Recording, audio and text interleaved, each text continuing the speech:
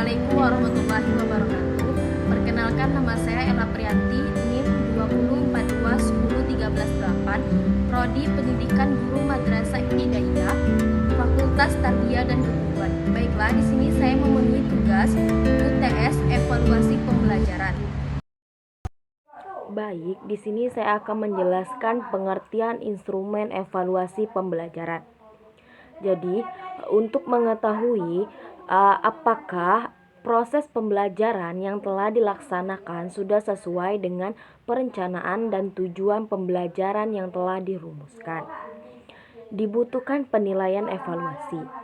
Evaluasi pembelajaran sebagai serangkaian proses untuk mengetahui apakah proses pembelajaran yang dilakukan sudah sesuai dengan tujuan atau belum, dan apakah tujuan pembelajaran sudah tercapai atau belum.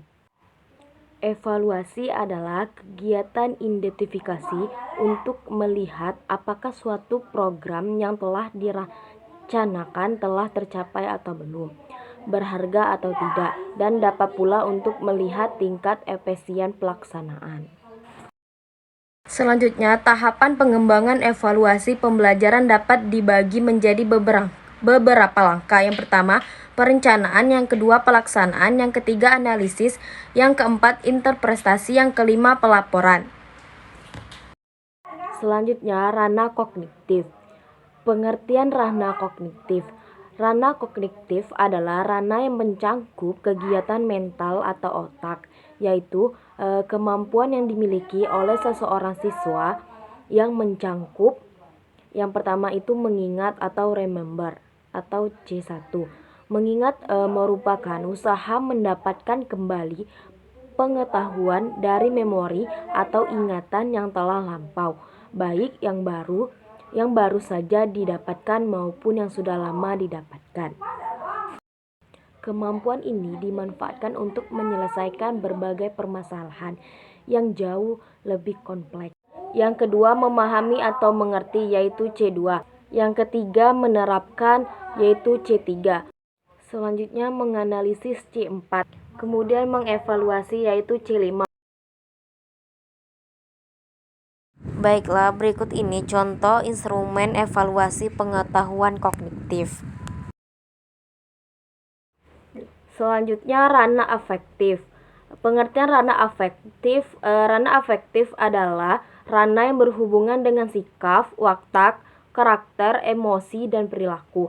Pada kegiatan pembelajaran, ranah afektif menjadi hal penting yang harus menjadi perhatian guru, karena tujuan pendidikan tidak hanya mencerdaskan peserta didik, melainkan juga meningkatkan moralnya. Ranah dibagi ke dalam 5 aspek afektif, yaitu sebagai berikut. Yang pertama, menerima atau memperhatikan. Aspek ini merupakan aspek yang menekankan adanya rangsangan atau stimulus dari luar. Yang kedua, menanggapi. Pada aspek ini, peserta didik bisa melibatkan dirinya secara aktif dalam suatu kejadian dan memberikan reaksinya. Yang ketiga, menilai atau menghargai. Pada aspek ini, peserta didik sudah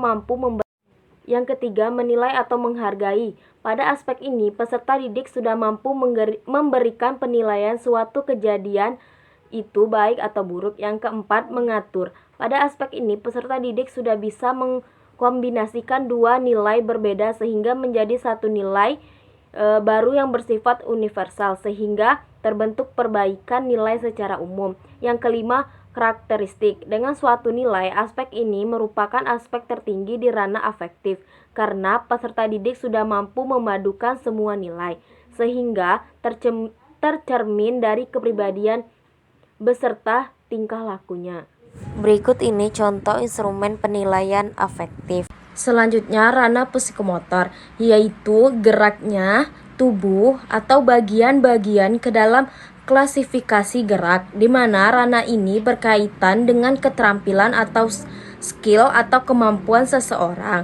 Misalnya, seorang siswa memberikan penjelasan kepada masyarakat tentang keutamaan puasa di dalam bulan Ramadan.